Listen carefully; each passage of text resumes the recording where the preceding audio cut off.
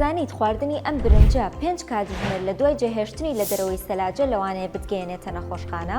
لەگەڵم بەبا پێت بڵێم بۆچی.